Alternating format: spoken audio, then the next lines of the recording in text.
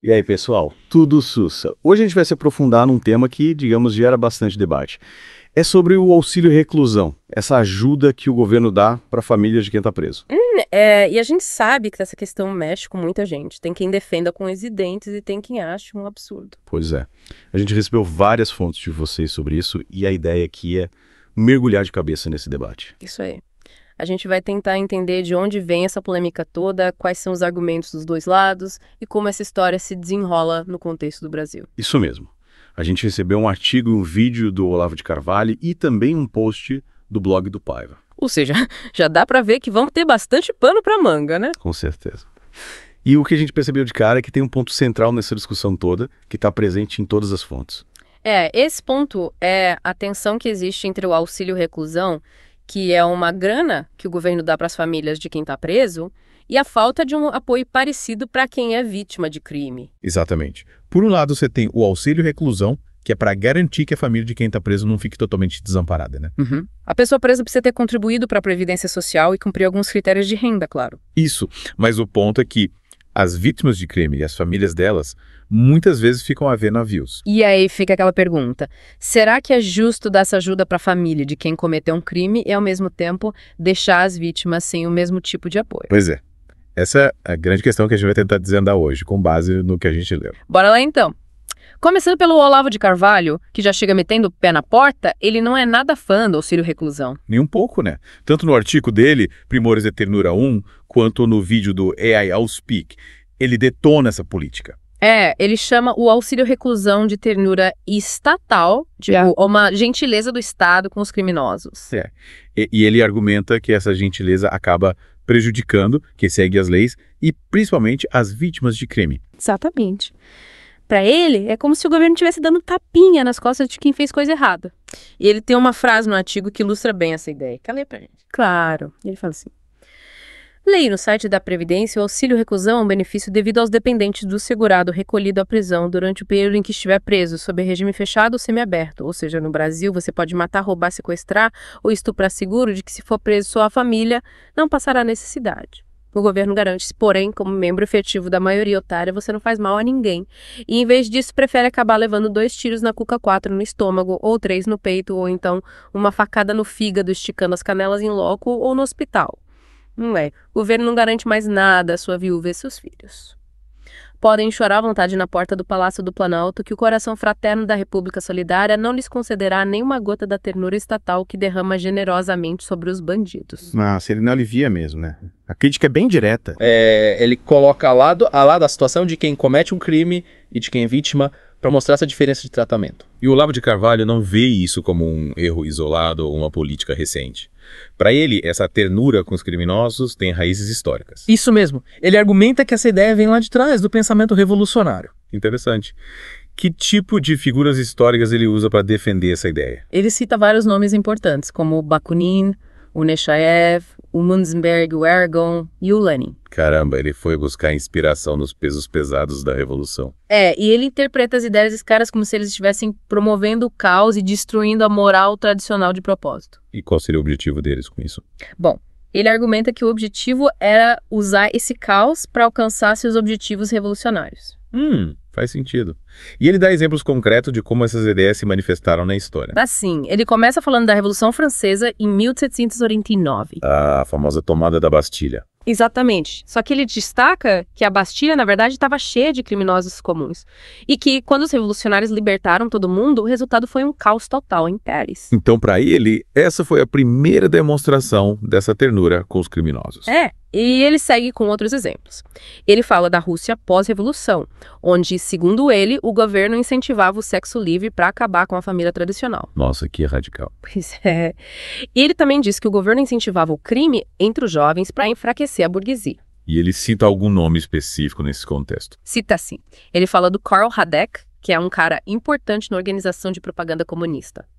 E a ironia, segundo o Olavo de Carvalho, é que o próprio Radek acabou caindo em desgraça com Stalin e foi assassinado por jovens delinquentes na prisão. Que história sinistra. Parece até vingança do destino.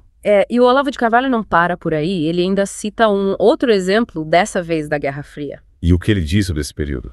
Ele alega que, a partir dos anos 50, a União Soviética começou a treinar agentes para se infiltrar no tráfico de drogas na América Latina. E qual era o objetivo disso? O objetivo, segundo ele, era financiar movimentos revolucionários na região. Caramba, usar o dinheiro do tráfico para financiar revoluções. É isso que ele afirma. Ele até cita as Farc, na Colômbia, como um exemplo de grupo que teria se beneficiado disso. Ele tem alguma fonte para essa afirmação? Ele mencionou um general tcheco chamado Jan Sežna, que teria participado dessas operações e confirmado tudo. Então, o Olavo de Carvalho tenta mostrar que essa ideia de favorecer os criminosos não é só uma coincidência, mas sim uma estratégia deliberada que vem de longe. Exatamente. Para ele, essa é uma característica marcante do pensamento revolucionário. E ele chega a usar um termo bem forte para descrever isso, né? Ele fala de uma paixão pelo crime. É verdade. Ele argumenta que essa paixão está tão enraizada no pensamento revolucionário que até aparece em fenômenos paranormais. Fenômenos paranormais, tipo o quê? Ele cita uma mensagem espírita que o Victor Hugo teria recebido em 1855. É o Victor Hugo, o escritor. É ele mesmo. E essa mensagem, segundo o Olavo de Carvalho, defendia ter imensa ternura pro feroz, pro infame e pros bandidos. Nossa, que bizarro. Ele usa essa história para reforçar a ideia de que não se trata apenas de uma estratégia política, mas de uma convicção quase espiritual. Realmente deixa o argumento dele bem mais dramático. Sem dúvida. E aí, para finalizar, ele traz essa discussão toda para o contexto do Brasil em 2009, quando ele escreveu o artigo. Ele critica o partido que estava no poder na época, né? Isso. Ele acusa o governo da época de personificar com orgulho essa tradição de favorecer os criminosos. É importante lembrar que ele escreveu isso em 2009, né? Sim, o contexto político da época era outro. Bom, essa foi a visão do Olavo de Carvalho sobre o auxílio reclusão. Bem polêmica, né? Com certeza. Agora, vamos ver o que o blog do Paiva tem a dizer sobre esse assunto. O blog do Paiva já começa com uma pergunta bem direta. Justiça ou incentivo ao crime?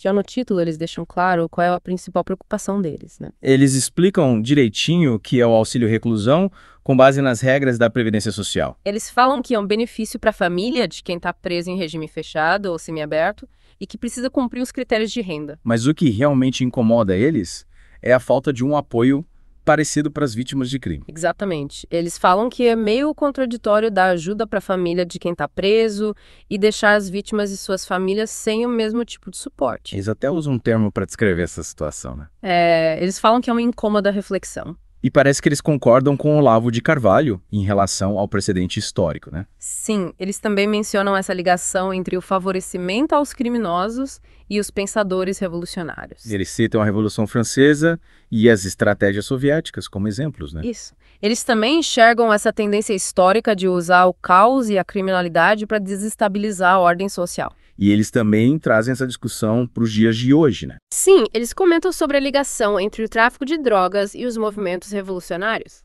E eles argumentam que a proteção que o Estado dá para os criminosos, enquanto as vítimas são ignoradas, acaba reforçando essa ligação. Eles fazem essa crítica. Então, apesar de terem um tom diferente, o Olavo de Carvalho e o blog do Paiva parecem concordar na análise histórica. Mas o blog do Paiva vai além e propõe algumas soluções para esse problema. É verdade. Eles não ficam só na crítica, eles tentam apresentar alternativas. Exato. E a primeira sugestão deles é criar um fundo de apoio para as vítimas de crime. Faz sentido. Se tem ajuda para a família de quem está preso, por que não ter para a família de quem foi vítima? É essa a lógica deles. E qual é a segunda proposta? Eles sugerem que o auxílio reclusão seja vinculado ao comportamento do preso e à participação dele em programas de ressocialização. Tipo, se o preso se comporta bem e participa de cursos e trabalha na prisão, aí ele continua recebendo o benefício. É isso aí. A ideia é transformar o auxílio reclusão num incentivo para a reintegração social. Gostei dessa ideia. E as outras duas propostas? Bom, a terceira proposta deles é focar mais em políticas de segurança pública. Tipo, aumentar o policiamento, melhorar a estrutura das forças de segurança, investir em tecnologia. Isso. A ideia é combater o crime de forma mais eficiente para que menos pessoas precisem ser presas. Faz sentido. E a última proposta? Eles defendem mais transparência e controle sobre o dinheiro do auxílio reclusão. Para evitar fraudes e abusos, né? Eles acreditam que isso ajudaria a aumentar a credibilidade do programa. Então, o blog do Paiva tenta encontrar um meio termo entre o apoio social e a justiça para as vítimas. Eles buscam um equilíbrio sem deixar de lado a crítica aos problemas do sistema atual. Legal.